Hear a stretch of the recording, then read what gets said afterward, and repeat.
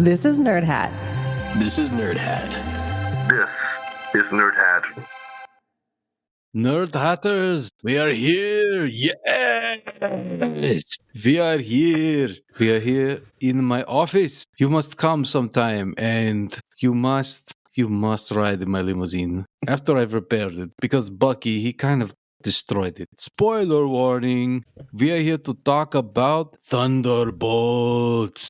Not Stranger Things. No, that involves Russians from a different time and place. Although I am in both movies. So look for me on Stranger Things and a Wheaties box also. Yes. Surprisingly, Thunderbolts didn't have anything to do with General Ross, but, that's what I was going to say earlier. Sorry for interrupting. Yeah, no, you're good. Yeah, I gotta love David Harbour. I like him in pretty much everything I've seen him in so far. Even it wasn't necessarily his fault that the Hellboy movie wasn't particularly successful. I still haven't seen that. But it was pretty, I liked his performance in that. You can't quite match Ron Perlman, but, there are not many who can. But no, I still enjoyed it, though. All right, well, this is the sort of out-of-the-theater review of Thunderbolts. Asterisk.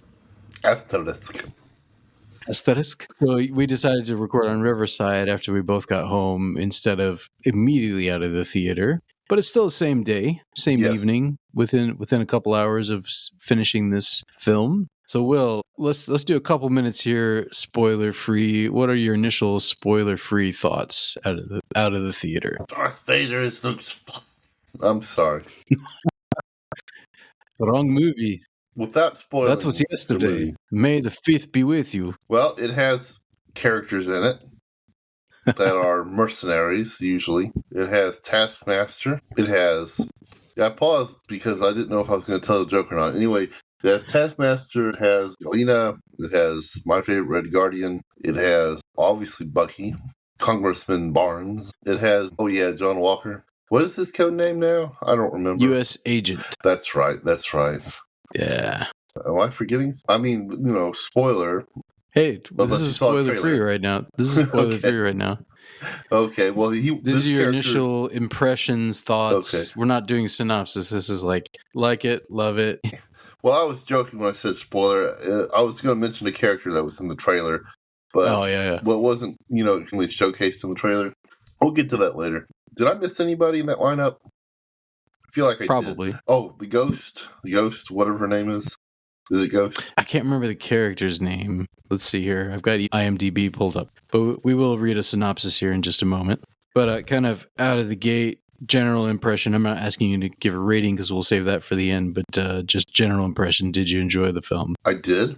Ava Star. That's her character's given name, but AKA the Ghost. Oh, the Ghost. Yeah. Or just Ghost. I really like this one. I have to admit, I did enjoy it more than Captain America 4.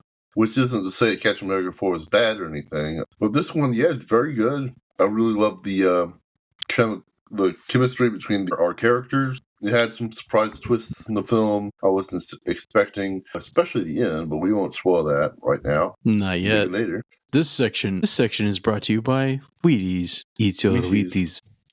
Oh, yeah, that was a spoilerific cutscene right there with David Harbour. I'm kidding. Well, given that the promotional advertisements have shown them on the Wheaties box, I feel like that's not a spoiler. I'm just picking. So what were your impressions? So yeah, I really enjoyed it. I thought it had some really good heart to it. I think my favorite aspect was probably the relationship between Yelena and Alexei. David Harbour and Florence Pugh are definitely the heart of the film.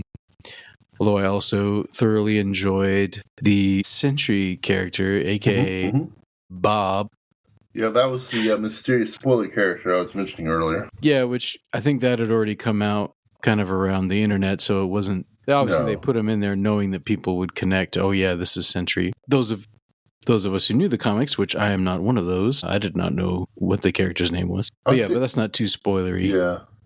Yeah, I really enjoyed it. I definitely liked it better than Captain America 4. We'll definitely say that. And I think that combined with what I've seen so far in the trailers for the Fantastic Four has me hopeful for this. What is this? Phase 6? Phase 6 of the MCU? Something like that. I don't remember. I think it is Phase 6, 5 or 6, one of those anyway. But yeah, it has me hopeful for the next round. Obviously, the Fantastic Four movies coming up. I'm sure there's going to be some series in between on Disney. I don't know if there's another movie coming out between Fantastic Four and Doomsday. Probably, but I haven't kept up.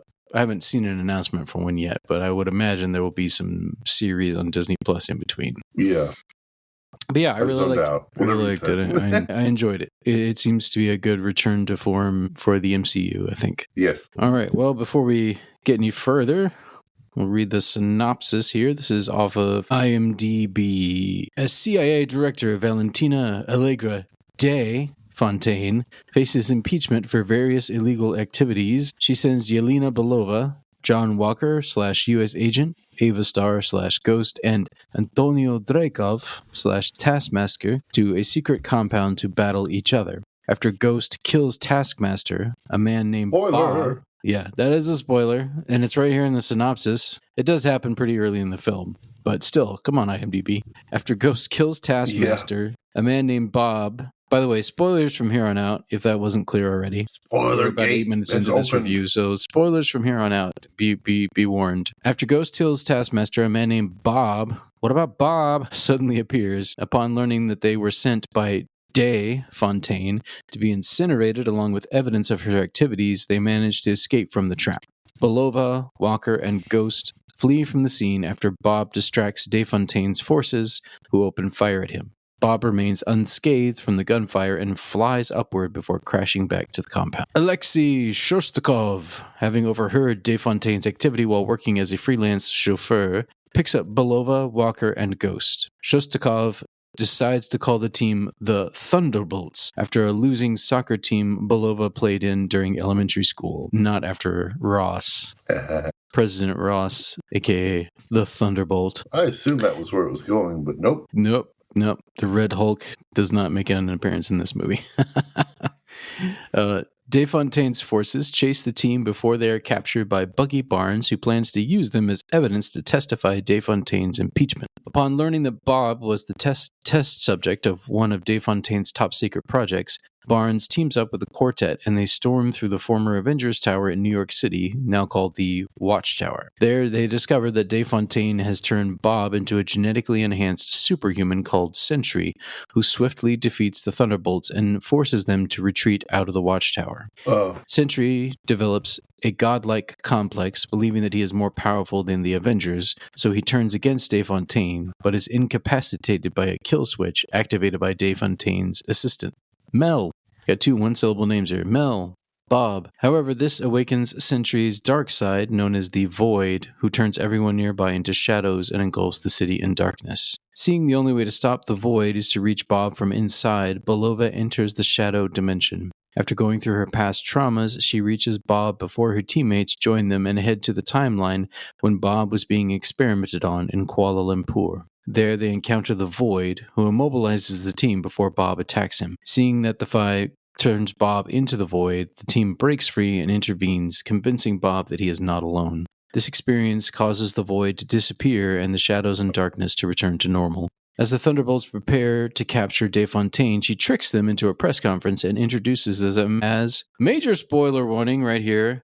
And it's right on IMDb. Come on, IMDb. Like, at least it's not on the front page, but you click on synopsis and it's right here. Anyway, we're spoiling it, but we're telling you we're spoiling it, whereas IMDb did not warn you. So you're warned about IMDb, but if you're listening to this, you already know. Anyway, she introduces them as the New Avengers. Dun, dun, dun. In a post-credit scene, the New Avengers receive a distress signal from space where satellites reveal a spacecraft with a giant number 4 on it. We will never know what that means. What is this for? It's the number 4. No, what is it for? What is this for? I don't know. Why do you keep asking me? What is this for? This 4? Why is it not 7? I do not know. Anyway, I love doing cheap Russian accents. It's fun. I imagine David Harbour had much fun in doing this film. It's fun. It's probably insulting to real Russians, I would imagine. Which, by the way, we have at least one listener who occasionally chimes in from the Russian Federation. So, really? Welcome, and I'm sorry. I know it's probably offensive. Please forgive us. Comment on how offensive it is. Feel free to do We an need accent of comments. us if you wish, and you can make fun of our accent all day long if you want. Well, okay. howdy. I'm kidding. I'm not making fun of it, by the way. It's very fun. I love doing different accents, and if I were actually to do a movie someday, I would like to get a coach who would help me to actually speak like a Russian if I could.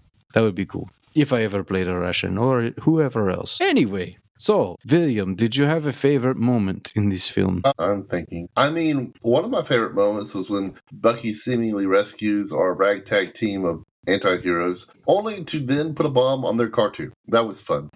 I like that. I wasn't expecting that. Neither were they. I was like, although I am curious, like, how is it that it looked like he just took like a car bumper and wrapped it around Alexei and Bucky, or excuse me, Alexei, Bucky, and John Walker. All three of them would have been more than strong enough to just like rip that off, but they sit there talking to him anyway, as if he was stronger than them, like, which he's not. I think they were mostly just like, we're just gonna play along. Yeah, it's like, what are you doing? You think you're going to keep us incapacitated? This is not going to work.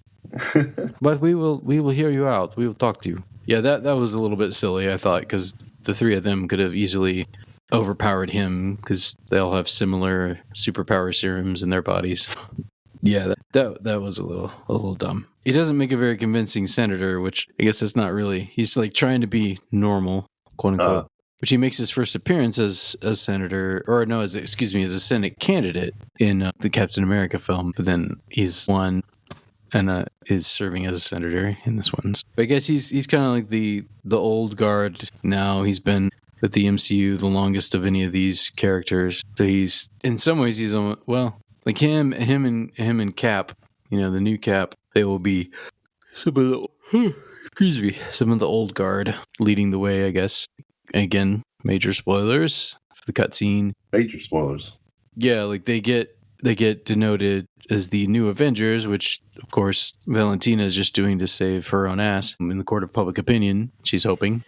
But apparently they serve as the new Avengers for at least 14 months. But during that time, Sam is trying to form his own team and doesn't really want to join them, apparently. And they imply that there's conflict between him and Bucky, or at least that they disagree on this point. So that should be, I'm sure that's setting the stage either for a series that'll happen in between or that'll be some of the conflict in Doomsday. I don't know.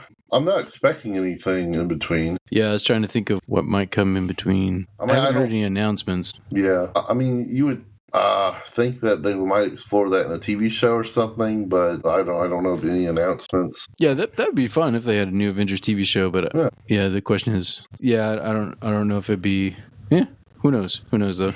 Maybe they're gauging interest for that. Poor Olga Kurylenko, though. Like, barely got to show her face at all in the Black Widow movie. You know, even she plays the Taskmaster, she's in a mask almost the whole time.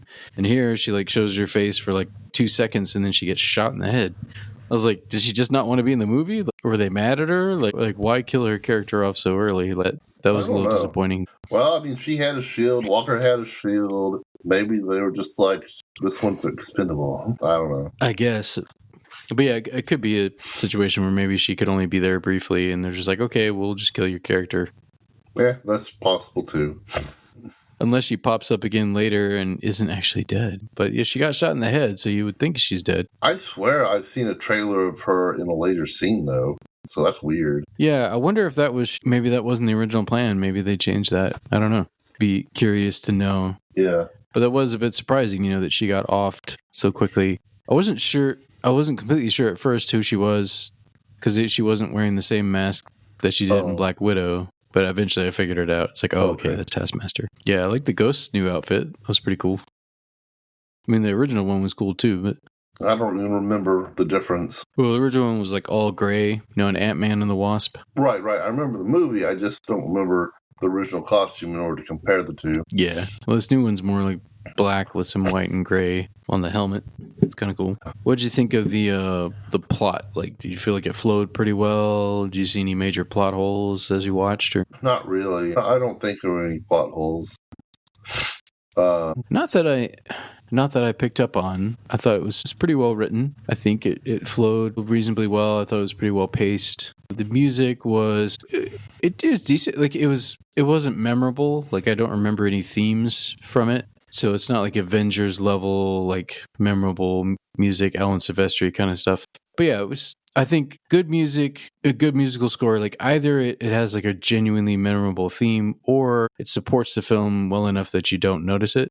Like what you don't want is a score that you notice because it sucks and it's anachronistic action or the tone of the scene. What you don't want is that. So you either want one that supports it well enough that you barely notice it's there, it supports the action and the tonality of each scene, or you want music that ideally you want something that can do both that and have a memorable theme. But this one didn't really have a memorable theme that I caught. Maybe they weren't going for that. That might be something that they weren't attempting to do. But yeah, what'd you think of the visual effects? Oh, they were good. They were really good. I thought it was really interesting when Sentry's void persona turns people into shadows, basically on the ground. That was interesting visual effects. That was a pretty cool effect. Yeah, and I liked how they displayed his shadow persona. Yeah, me too. Yeah, it was pretty cool looking. Jet black, but you could see the eyes and the teeth, apparently. Yeah, and I don't, that's not a character I'm familiar with, because I don't read a lot of Marvel comics, but I did a little bit of research while we were waiting to get on here, thanks to Looper from YouTube. It was meant to be kind of a lead up, like background information to watch before seeing the film, so it didn't spoil anything. But yeah, like apparently that is, I think you mentioned this too, like there's a regular feature of Sentry that he has this dark side, this void, and that he's continually fighting again. Dear Nerd Hatters, I have good news. The Nerd Hat team has officially launched a Patreon account. You can join us at one of 3 different tiers. Tier 1 members get access for only $1 a month to bonus episodes and the Nerd Hatter Chatter discussion group. Tier 2 membership at only $3 per month connects you to bonus episodes, Nerd Hatter Chatter, and voting rights. And finally, if you choose Tier 3, for $5 a month, you get all of the above, and you will be invited to join us once a month for a live stream event. So what are you waiting for? Go to patreon.com/the-Nerd-Hat-Podcast to join the Nerd Hatter community today. And now back to our regularly scheduled programming. I like the psychological element that they brought into that. Lewis Pullman, I don't know if he's Bill Pullman's son. I'd be curious to know. But I've seen him in several things, and he tends to play characters that have a lot of anxiety. I'm guessing the actor himself probably has issues with that.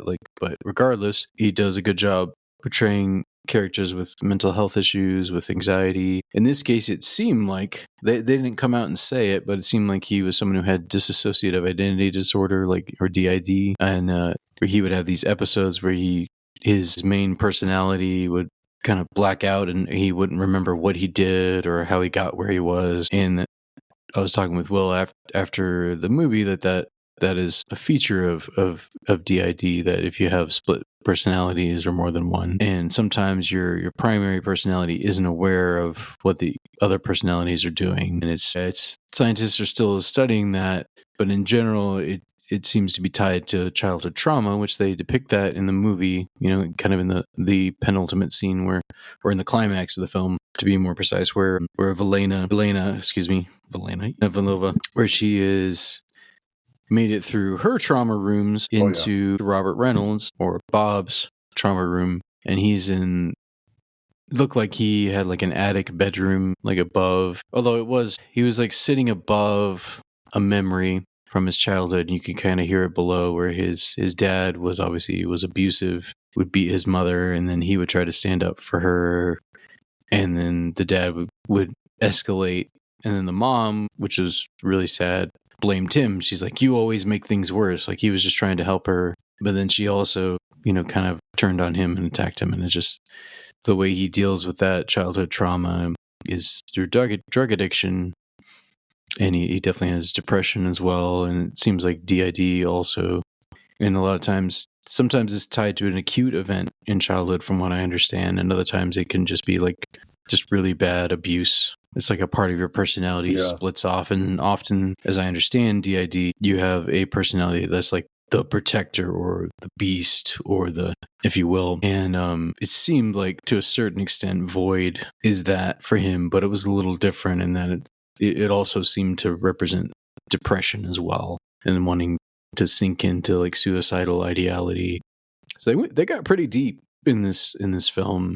The ending was a little bit like it had pathos, like it made you feel good. It was catharsis, but it was a little tidy of like, hey, let's just all give you a hug and that'll solve your I mean, it doesn't indicate that it solves all his problems, but it enables him to like pull back from the void at least. So on the one hand, it's very beautiful of like the idea of like, oh, hey, we all need each other. That was one of the main themes of the film, is like, we're not alone. We need each other. And at the very least, we can help each other not to give into the void. So it doesn't present it as a cure-all, because he still has issues afterward. And he's not able to use his sentry powers, we find out later, because in order to go there, he has to give into the void and into his dark side. And he doesn't want to do that. So he doesn't have access to those powers in his normal personality, at least not yet. Not yet. I've been reading on Wikipedia that he has 3 split personalities: the Void, the Sentry, and of course Robert Reynolds, aka Bob. So I'm a little confused why in the MCU. Do you think he's just afraid to become the Sentry again because he might turn into the Void again? I don't know. Oh yeah, obviously that's there, because like when as the Sentry he got attacked and almost killed, by Valentina, that's when the Void came out. And so I think he's afraid that that'll happen again. So, and which makes sense. And Bob, even though he has a very negative view of himself, which seems to be improving through him having friends and being friends with the New Avengers, like as we see him in the cutscene later, he seems to be in better mental health. He doesn't want to hurt people. And earlier in the movie, he does want to hurt himself. And basically tries to commit suicide by a soldier. He wants them to shoot him, not realizing that he's invulnerable to bullets, so he thought he was going to die there and he wanted to die. But he did it in a way that also helped his new acquaintances. So like you see that where he wants to help people, but he also didn't value himself very much until. But yeah, I kind of like that he is the villain, but the real villain is Valentina, I think. Like she's pretty cold-hearted, although we find out some of her backstory too, that there is some reasoning behind it, but it doesn't negate the fact that she's done a lot of damage. Right. She needs redemption, but we see her view of the world due to like seeing her own father get killed in front of her as a child. She's like basically like the world. It's not that there's good and bad people. It's just like there's bad people and there's worse people, and it's like, and that's it. It's like everyone's bad, and some people are worse. So she at least tries to ostensibly to stop the worst people, but doesn't think anyone's actually a good person. Which is understandable response to childhood trauma, but sad, and ultimately she's still culpable for the harm that she's caused. But I did like that they gave a little bit of backstory to her as well, and you see that she's not ready to face that. She doesn't want to face that. Right. Her way of dealing with it is, I guess, like attacking the worst people, and then she uses everyone else pretty much. Like, so she's doing some good, but she uses people and doesn't have a lot of empathy. I think what you might call that is maybe there's a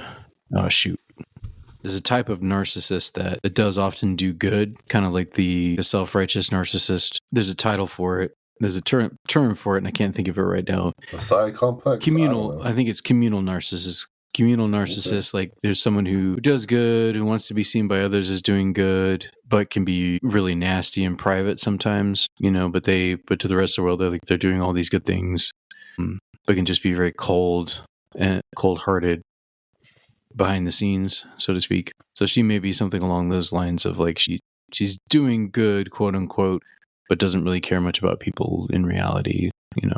She's more interested in power. Oh, you're talking about Fontaine? Yeah, Valentina Fontaine. Yeah. Sorry. I've been reading up on New Avengers and Sentry on Wikipedia. I'm just like, yeah, whatever you say, Rich. I'm really glad you're on point tonight. What'd you find on there? And we'll wrap up here shortly with our ratings, but what'd you find so far? Well, the Sentry has a much different origin in the comics. I mean, they still have time to do it in the MCU, although I kind of hope they don't. Basically, the Sentry had always existed, but he erased everyone's memories of him. Anyway, the New Avengers, apparently the only character in this movie that's ever been a part of the New Avengers in the comics was Bucky Barnes. I don't see any mention of any of the other characters ever being part of the New Avengers, but hey, it's a different universe, different story. Why not? Yeah, Looper showed a little bit of that. He showed some covers, like different iterations of the Thunderbolts, and Bucky was on one of them. But yeah, the other characters didn't really show up, like you said. Yeah, I So didn't that's look up MC Thunderbolts. specific. But kind of the same idea of like these are people that, as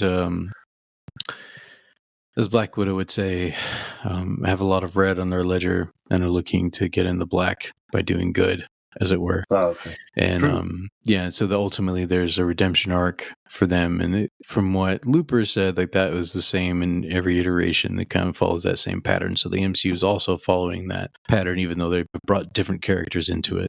And they're obviously bringing a twist into it as well by making them the quote unquote new Avengers. Yeah. Yeah. So that is going to be interesting. Yeah.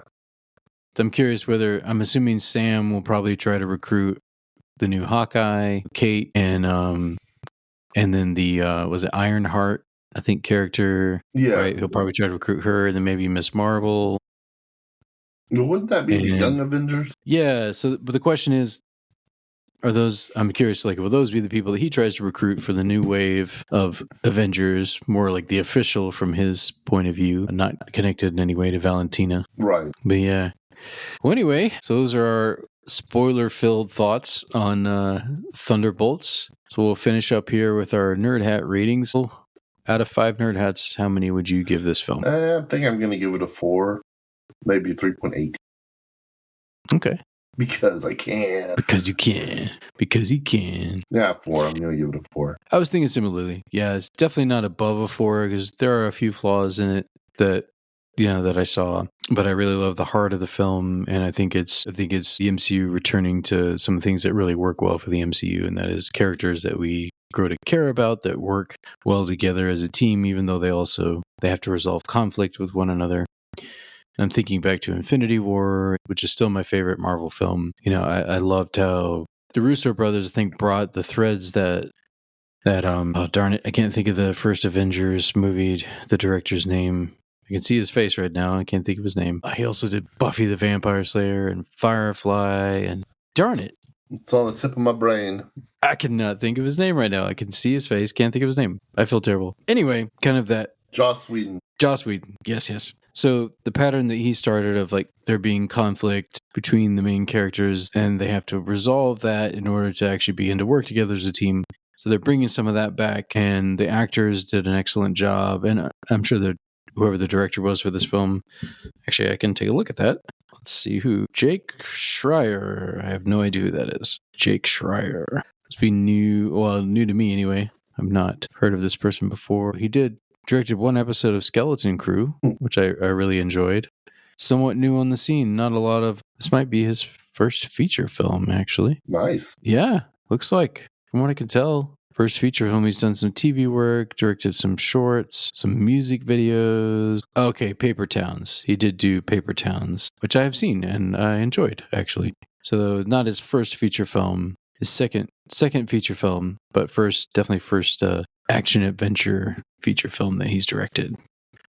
So, yes, I think we were both in agreement, kind of right around the 4 Nerd Hats mark, like very enjoyable, well done, but not a masterclass film. I think Infinity War is definitely the benchmark for me, and I give that 4.5 Nerd Hats. This is definitely below that, but it's above Captain America for sure, the most recent one, and quite a few of the other MCU films as well. All right, Nerd Hatters. Oh, what are you going to say? Is it time to wrap up? Pretty much, yeah. Yeah, pretty much. What were we going to say? Oh, there's always going to be more thoughts, but, we try to keep things fairly brief, so, we can just stop here. I was just going to ask you whether or not you thought the new Avengers Thunderbolts could have taken Sentry if he didn't decide that he didn't want to go dark anymore. And where do you see the MCU heading in the future? Where can they go for multiversal travel? Well, I like that they're bringing in the Fantastic Four, which we kind of already knew that was going to happen because I think were already listed on the cast for Doomsday, if I'm not.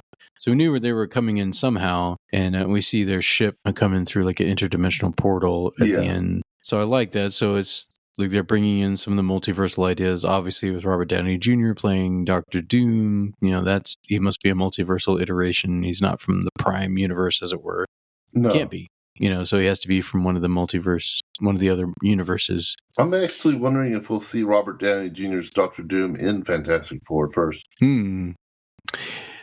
I have a feeling if we do, it'll be towards the end or in a cutscene. I have a feeling they're going to show him in the cutscene. That's going to be my guess. That's what I'm expecting. Yeah. It seems like Galactus is the main baddie for Fantastic Four, unless there's someone else that pops up that they haven't shown in the trailers yet. This is kind of a joke, but my prediction where this is all going to go in the next 20 years is that James Gunn and Kevin Feige are going to join together and we're going to do Justice League versus Avengers because where else are we going to go? I'm kidding. Why not? Why not? Money for everybody. They've done some crossovers in the comics, have they not? DC and Marvel at some point? Yeah, they have. And when they weren't at each other's throats, they're like, hey, let's collaborate and try to make more money. Yeah, it's been back and forth. I mean, as soon as both brands healed and got popular again, they were like, no, we don't need to do any more crossovers. And then I think here lately they're thinking about doing another one in the comics. I think I heard that. Yeah, it's like all the superheroes, and I mean DC did most of it first, and then Marvel copied a lot of what they did. Yeah. And did some of it better, and then obviously added new elements as well.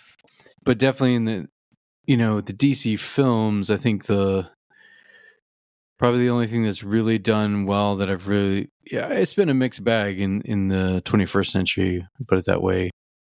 I think Batman Begins, The Dark Knight, Matt Reeves, The Batman are probably the best 3 DC films of the 21st century. I think that's fair to say. Yeah. Though I did enjoy Zack Snyder's Justice League, and I enjoyed Batman vs. Superman as well, and Man of Steel. Aquaman, I could take Aquaman and leave him under the sea. I don't really care much about Aquaman. Under the sea. Like, forgettable. But I definitely enjoyed some of the Batman films that we got.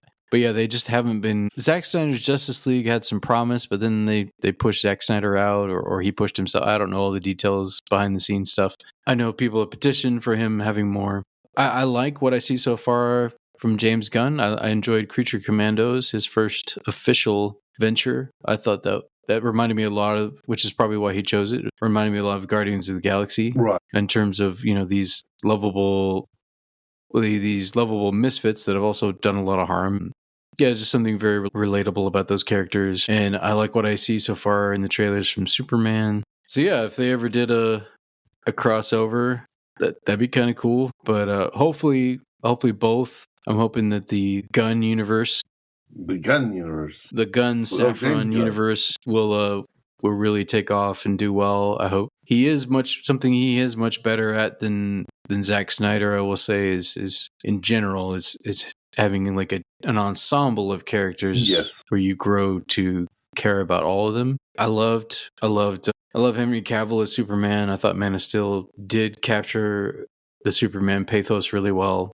But outside of Henry Cavill, like, I had a hard time really caring about any of the other DC characters that much. Like, I didn't really grab a hold of them, so I'm hoping that he can take it more in that heartfelt realm where there's a balance there between the action and the story and the comic book tie-ins and fan service. But then at the end of the day, give us a story and characters we actually give a fuck about. Yes. That's what we're going to come back for, Yeah, you know what? I had thoughts about Zack Snyder's Justice League, but that's off topic. Yeah, that's true. Shall we wrap up?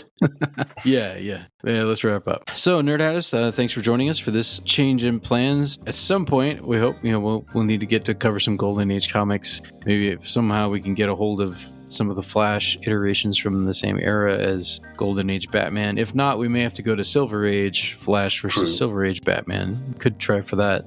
We'll figure something out. Yeah, we definitely will cover comics again this season. Don't worry about that. But yeah, for today, comic book movie. So it's still related to comic books. So with that, I will say to my dear Nerdhatters, live long and prosper. And when it comes out, watch Stranger Things 5. It's amazing. Probably this summer. Wow. It's like 8 big movies, It's going to be great. It's going to be amazing. Watch me in it. David Harbour. I'm glad he's still alive. Yes. He's only a few years older than us. No, I mean the character. Oh, it's the character. Sheriff Hopper. That's a good question. I think he was still alive. Yeah, he was still alive at the end of the last season, was he not? I need to catch up. I need forget. to catch up real bad. I have not watched season 4 in a minute, so maybe I'm wrong. But yeah, season 5 looked promising, sounds promising, so we'll see how that goes, yeah. So yeah, look out for my next movies, Stranger Things, and go buy my Wheaties box. Sayonara. Live long and prosper. Nerd It!